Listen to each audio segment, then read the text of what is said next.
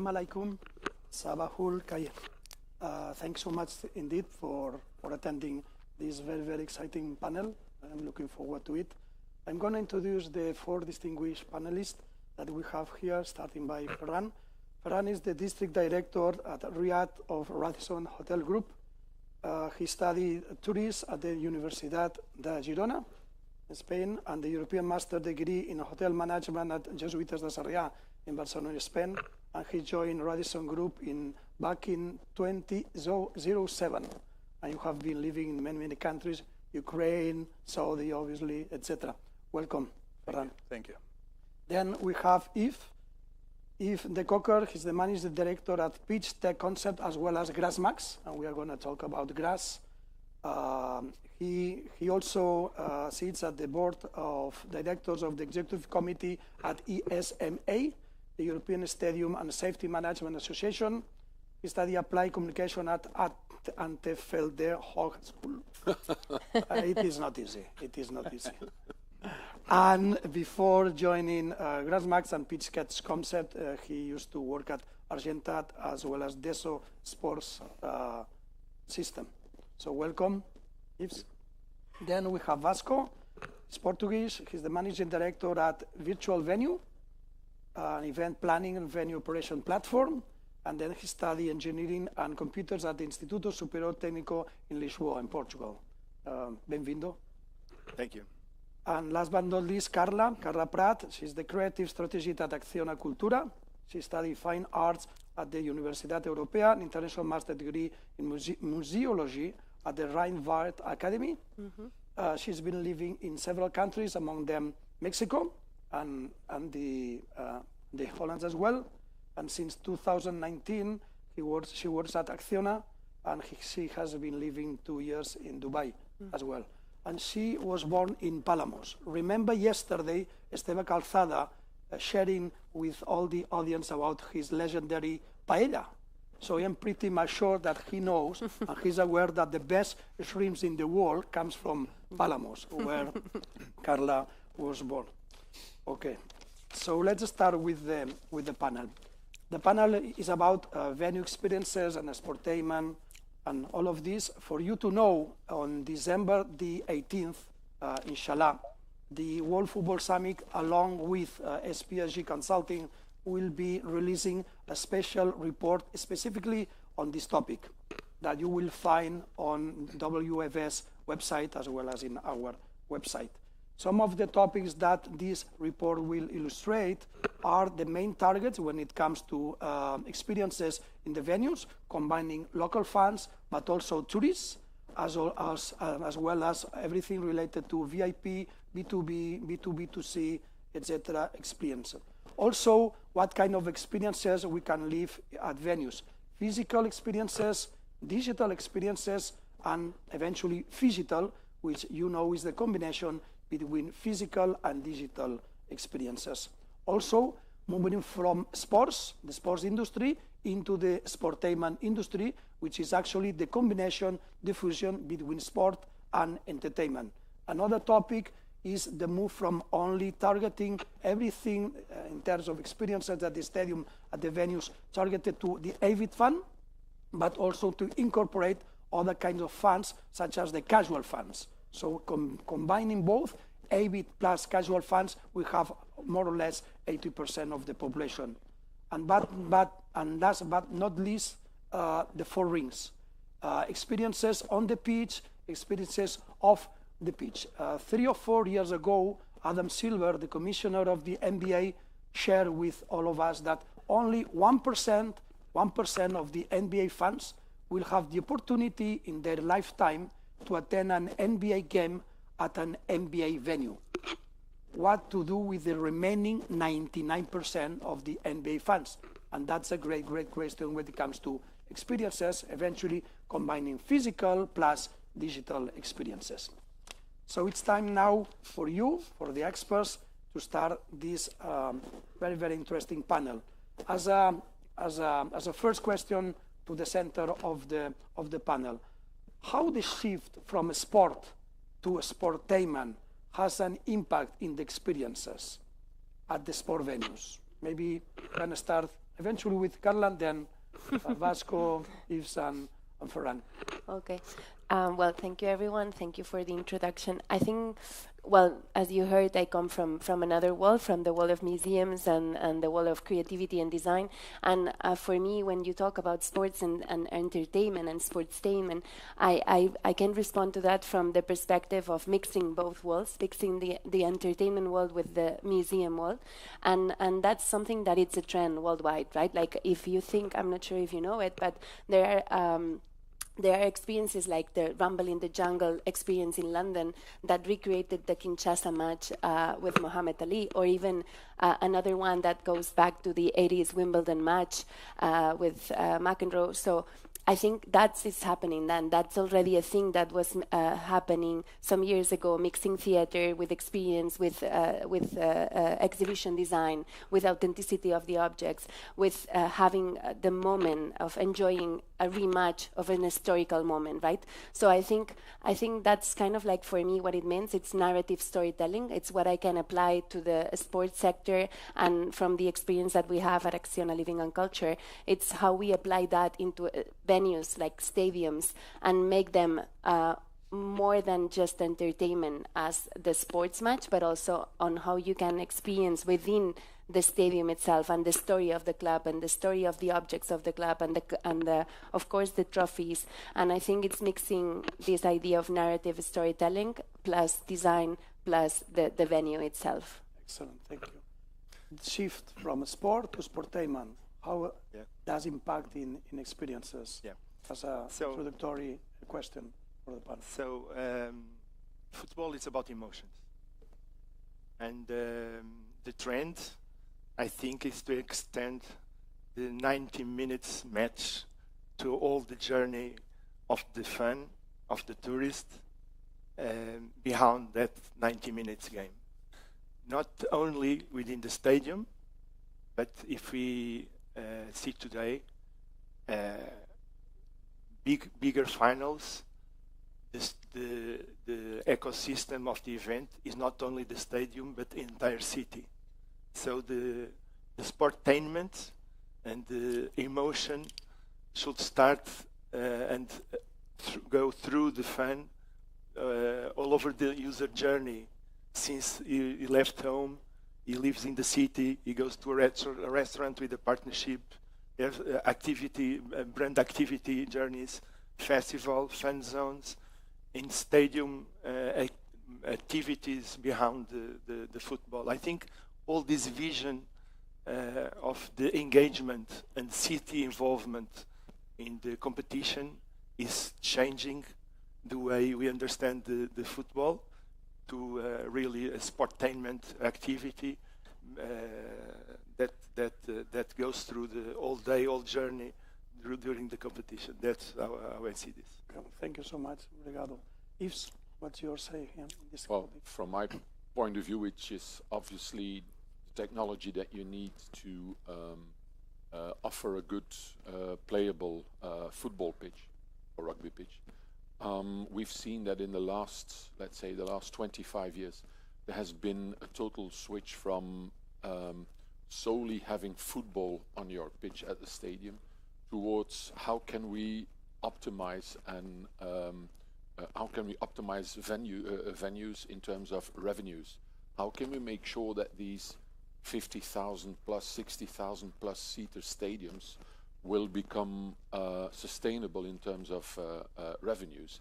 And that's something that you can't achieve only by having a football game every week or every 2 weeks. So I think it all started also with the big bands, rock bands touring 25 years ago, U2, Coldplay, those kind of bands who became too big to play in concert halls, so they had to go to outdoor venues, stadium environment.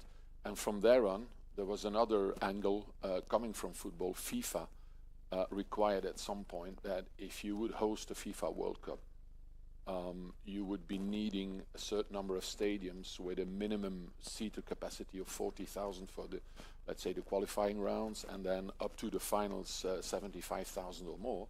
So football clubs followed that example. I'm talking about the Real Madrids, the Manchester Cities, and pardon myself if I don't mention your favorite club, but they all build new stadiums, and they build it in such a way that those stadiums would be versatile and become more of entertainment arenas in which football plays an important part, but when there's no game on, that venue needs to be optimized in terms of incoming revenues. And therefore, what we have seen over the last 25 years is a tremendous switch from a grounds manager mowing the grass, putting some fertilizers on it, and then went home, to a grounds manager that became a technology manager, because technology was following the needs and the demands of the industry, meaning that a football pitch no longer had to serve for 30+ football games a year, but also needed to be ready to host concerts, monster jams, exhibitions, boxing games, and so on and so forth. So technology was added in such a way that it made the concert promoter, the stadium owner, the club owner, made their venue available for entertainment without damaging the pitch, because nowadays what you see is you have 2 nights of concerts, and then everything that has to do with that technology is taken away, and 48 hours later you have a football game. So there has been a tremendous switch from purely let's say focus on football or rugby games towards how can we make this pitch technology wise versatile so that it can be used for all kinds of entertainment matters. Afterwards, we'll have time to talk and discuss a little bit about one of the most advanced stadium in the world, which is the Santiago Bernabeu, which I'm not mistaken, Yves, but also Carla has, your companies has something to say, very, very important. Ferran, what's your opinion about the shift from sport to sportainment and how it is impacted the experience also from a tourist perspective? Exactly. From our side, from the hospitality side, sports have always been more concentrated in fulfilling the needs of the teams. Meeting rooms, private dining areas, quiet bedrooms, etc., etc. But now we're seeing as well that the fans, they're traveling much more. It's a birthday gift, a boys trip, a girls trip. So it has become a very experience-orientated activity for many, many people around the world. So we now as well, we start looking after this kind of funds and trying to find, working with teams to try to find that the experience is not only at the pitch. Could be meeting players at the hotel at certain times, preparing an area where when the teams are leaving the hotel, they can be there taking a photo of the players leaving. So it's kind to bring, as Vasco was saying, not only the experience like it was 20, 30 years ago only on the pitch, the experience starts at the moment that you take the plane or the car, or start driving the car from your home to where the match is going to be. So I think that's where we're changing a bit our minds, a bit the way we do things, and we have a specific sports-approved programs in our company that fulfills the needs of both. The teams, of course, they're the ones giving the show, they bring the experience to the fans, but the fans as well, trying to bring them all into the experience much earlier than the match starting. Absolutely. Let's talk a little bit about the Estadio Santiago Bernabeu. Carla and Yves, your companies have been involved from a museum perspective, from a grass perspective. Can you share with the audience your experiences and your learnings on that amazing project? Well, I'm going to start. So yes, as you were saying, this kind of like changing on trends and you explained it quite well, like new ways of increasing revenue, but also that means new ways of using the stadium, and that represents a challenge not only operationally but also from a design kind of perspective. It's like how you make a museum within a stadium, but also use that space as a multi-purpose space, not only on hospitality, as you were mentioning, but also on VIP events, but also on the museum day, but also on the match day. No, all these usages of the space are, it's a challenge from a design perspective, and also, but it's also a lot of opportunities in a sense in regards of technology and the regards of CMS, content management, and also I think the challenge for the museum itself and for a club like Real Madrid is like how you update content, because museums tend to musealize, right? Like put in a box, put in a showcase, and that's kind of a conundrum. It's a contradiction with the idea of a live stadium and a live story like a club. So that's for me the challenge and the opportunity, and how you keep updating content, keep having a space to put a new trophy. As you know, Real Madrid keeps winning, so that's part of it, and also players change, so how you integrate technology and update contents on that. And I think all of it, making it an opportunity for having immersive storytelling, but also gamification, but also personalization. You were talking about the fans, the different layers of fans, hardcore fans like the Real Madrid ones, but also tourists. Now the stadium, the club is getting around 8,000 visitors per day. So operationally, on a design perspective, is also a challenge, and the multiple use that you were talking. So I think as Real Madrid Stadium is state of the art at the moment, of course with the pitch, but I think also from the museum perspective, the narrative and the whole design of the venue and the operation of the venue, it's also a challenge, but something to look upward, because it's kind of like stating the paradigm a bit on how to do it. You have mentioned the buzzword, state of the art. From a grass perspective and the pitch, this is absolutely state of the art. I would rather call it more science fiction, to be honest, because when I first heard about the idea, the plans that they were thinking about, it was like, this is impossible. This is not going to work. And this is like 7-8 years ago already, when they were starting to think about how on earth are we going to transform that old stadium into a new contemporary venue, but still having the best pitch possible. And that was the time that the director of groundsman was an Englishman. His name is Paul Burgess, and I think Paul is here at the audience. Paul came from Arsenal, one of the iconic groundsmen in stadium pitches football.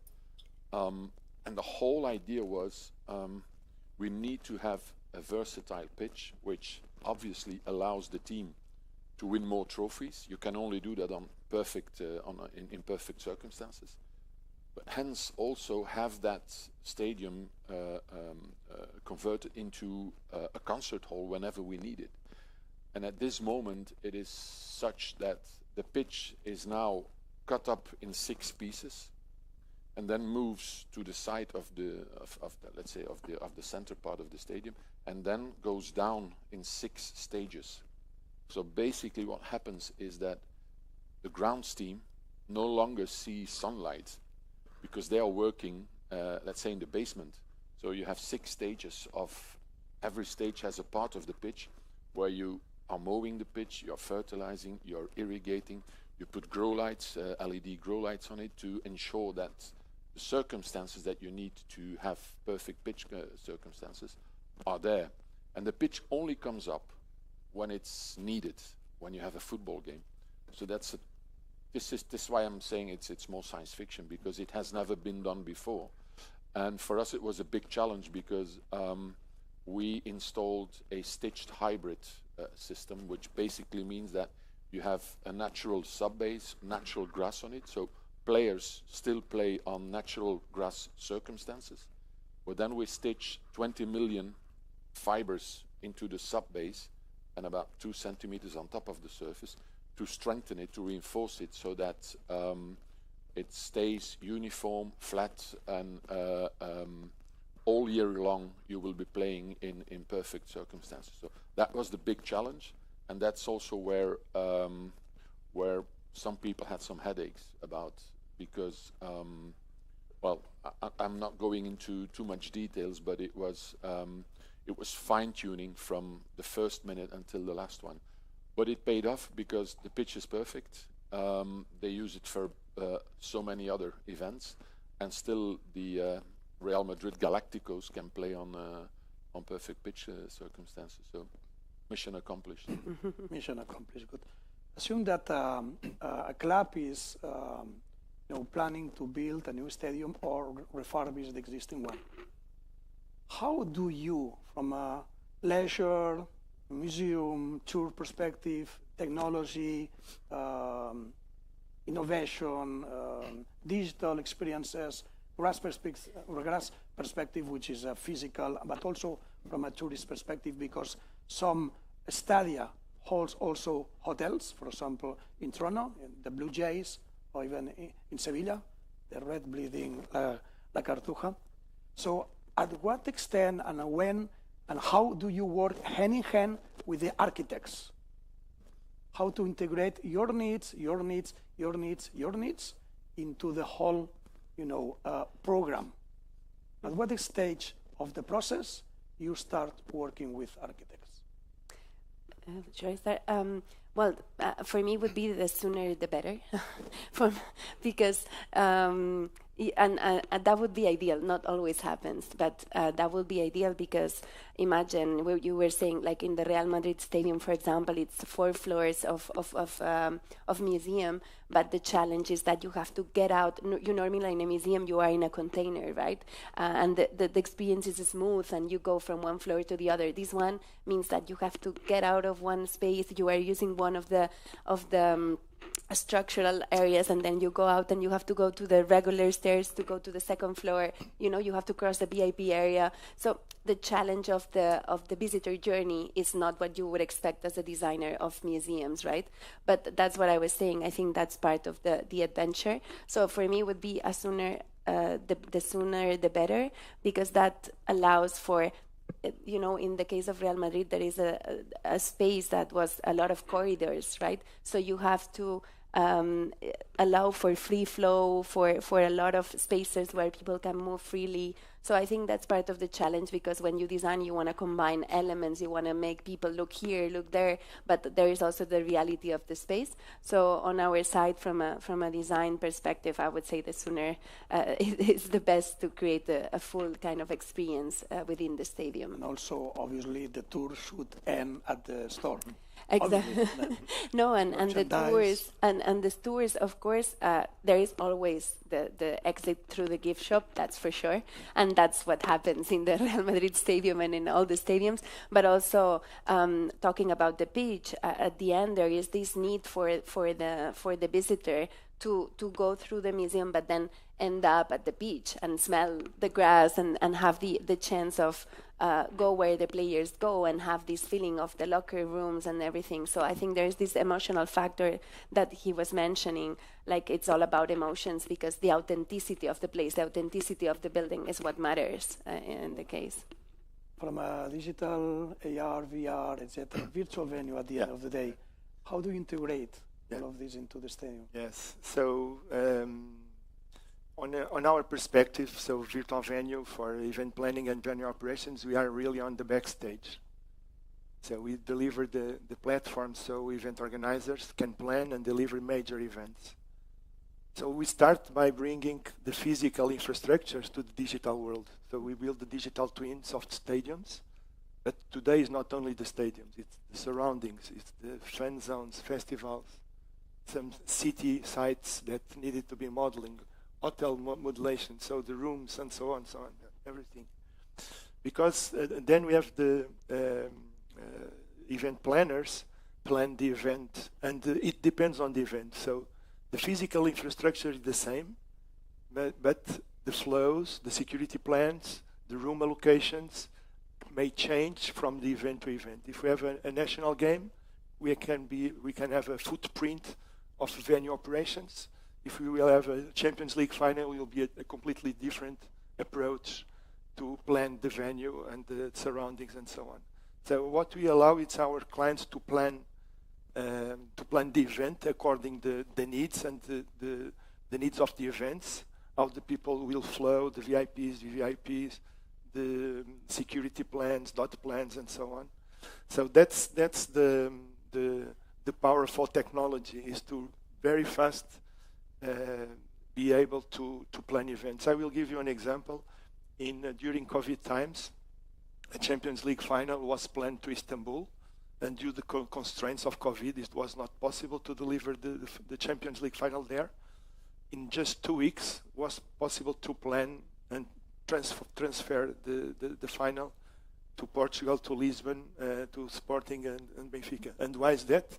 Because we have all the infrastructure digitized, the plans from previous games were there, so it was very, very fast to adapt the planning to a new location and start. So if you consider some years ago, it was not possible to do that.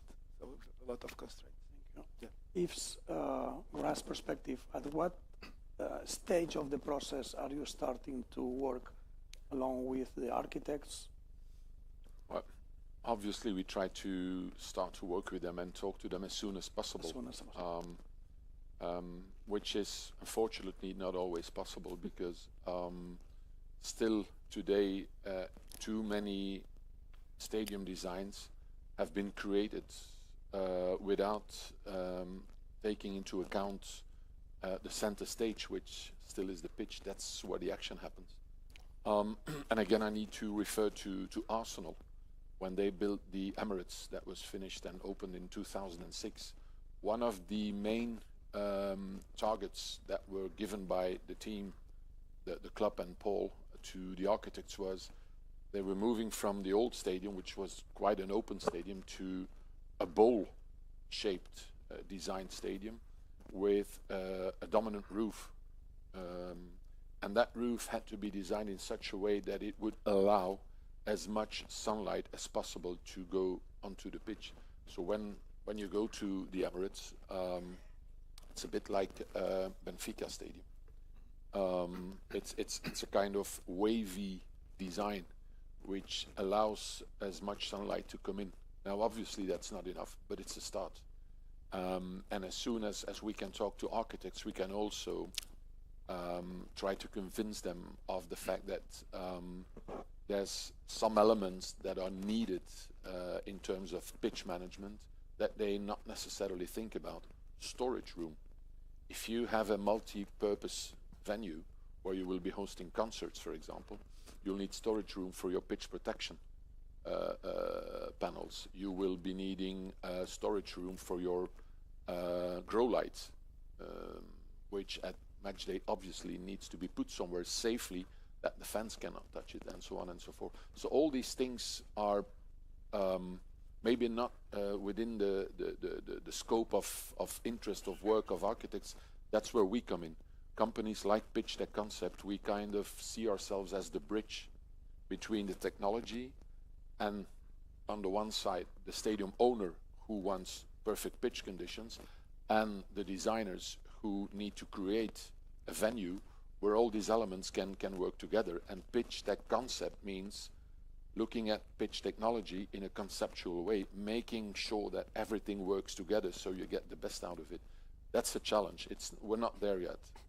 But I think more and more designers and stadium owners are aware that you can have a sheer beauty of a stadium, but if the pitch fails, everybody will focus on that. So it's gaining interest, and that's a good thing.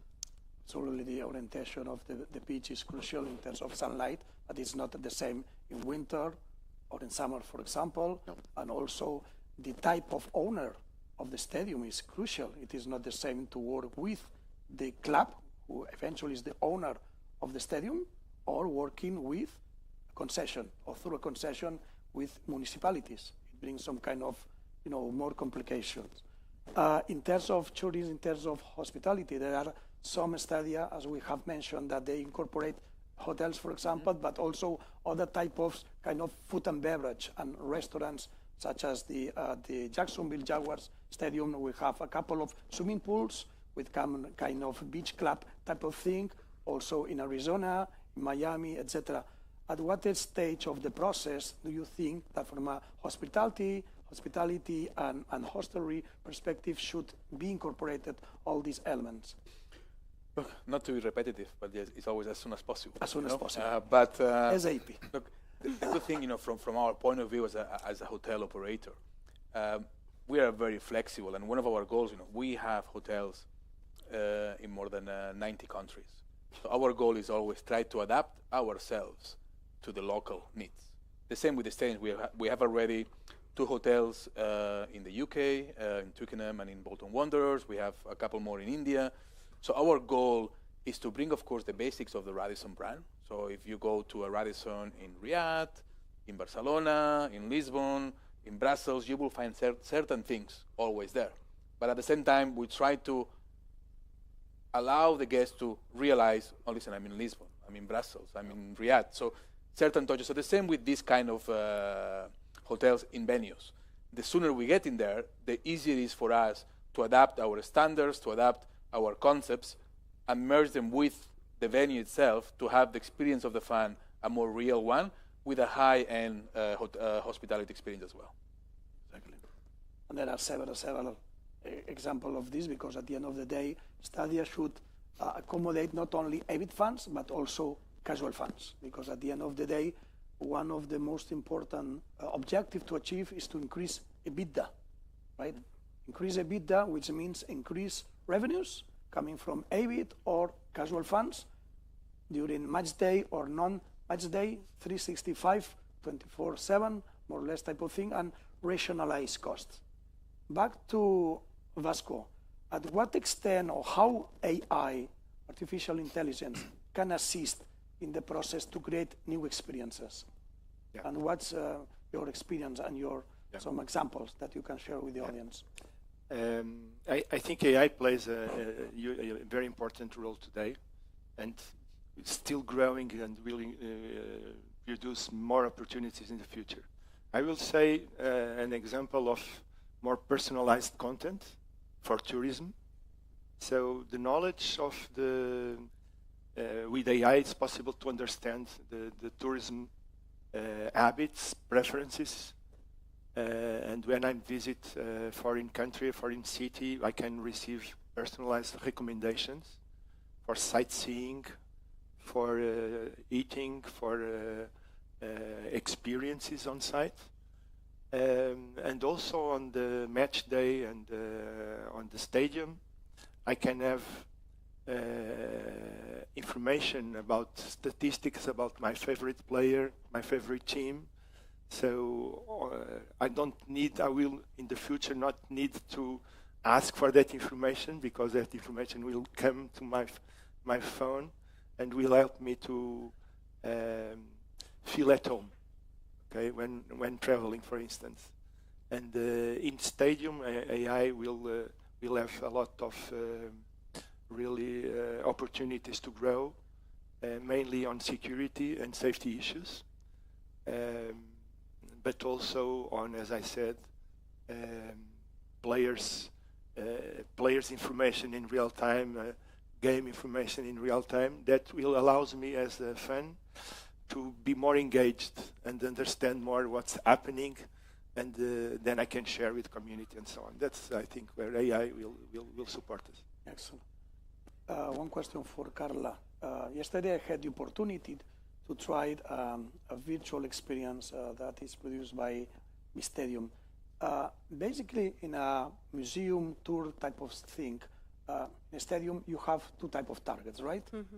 The local fans, but also the tourists that are visiting that city, for example, Madrid.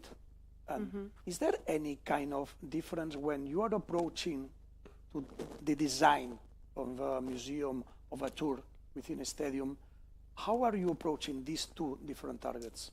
Yeah, I think it's a really good question, because you have the factor of personalization somehow in the storytelling that we were mentioning, because at the end it's personal, right? Like there is a memory in the case of Santiago Bernabeu, I mean Bernabeu, the person itself, right? It has a story. And you have fans, local fans, core fans who want to relate to that story, or they have a memory about that story.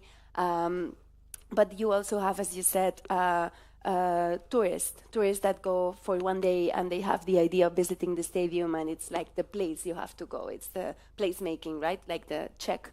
So So I think mixing this type of tourists and the local fans and also the life cycle of these fans also, right? Like you have families, intergenerational factors that define the design, define the engagement of the design and the experience. And that makes me think about a specific interactive that we have within the stadium of Santiago Bernabéu, that I think it's kind of engaging in regards of the fans, because it's an interactive that plays with the trading cards.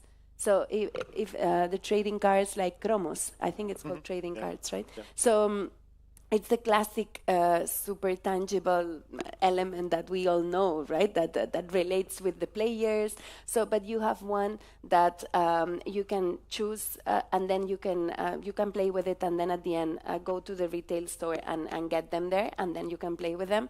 And I think it's a good mix of like a kind of like a nostalgic physical element that is still happens and connects generations, but also makes it digital in a sense that you can have it digitally, you know, like as a kind of a NFT type of element. So this, for me, it's an example. It's anecdotic, but I think it's kind of the elements that you have to connect the fan that comes from, and I don't know, maybe Saudi to Madrid, and wants to have the data from the player and wants to have this moment, right? Like this memory and the picture with the local fan that wants to go there and spend a lot of time and remember Bernabeu and play with the grandchildren. I think all these layers are a challenge in a sense to connect in a design, but I think it's what makes it memorable for people. Absolutely. Last question to Ferran before the final run of terms of trends and opportunities and challenges. For Ferran, some resorts, hotels and resorts chains such as yours, you're sponsoring Special Olympics, you're sponsoring one football club in India, according to my understanding, is Bengaluru, I think, are using these experiences related to the properties that they are sponsoring, whether it would be MLB teams, F1, Scuderias, etc., in order to bring more beef to their loyalty programs, to provide the opportunity to your clients or the customers, actually, sometimes are clients, sometimes are just customers, to give this opportunity to live experiences. How do you see the fusion and the relationship between experiences, physical and or digital experiences, with your loyalty programs? No, I think nowadays loyalty programs is a very important part of any business, not only hotels. And we're all trying to find the differential part that makes it better than the next one. We started, for example, partnering with WFS was a very good start from us. I know we are working as well with esports, which is it's not the typical sport that we all put our shorts and go out and play, but it's growing exponentially as well. So we're working with them as well. And of course, we're always trying to find the differential part within the sport that can make us and our Brothers and Rewards program special and specific to our clients. Again, it's not an easy job either, because it's a very competitive market. The sponsoring the big clubs, the big events, the big sports. But it's something that I do believe all of us, the big ones, Radisson Hotel Group, and all our competitors, were working on it as well. Absolutely. We have only 4 minutes, so 1 minute each, okay? Otherwise, okay? So, last question.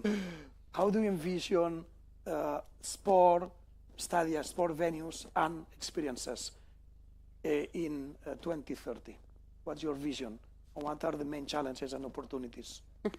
In 1 minute. 1 minute, yes. Starting now. Well, I think there is a window of opportunity, of course, and especially being here, I think we all can envision. For me, it's quite technological, quite immersive, but also it's the factor that you have the possibility of having the pre-game, during the game, the post-game, and all these layers of technology adding like the possibility of adding content and also accessibility.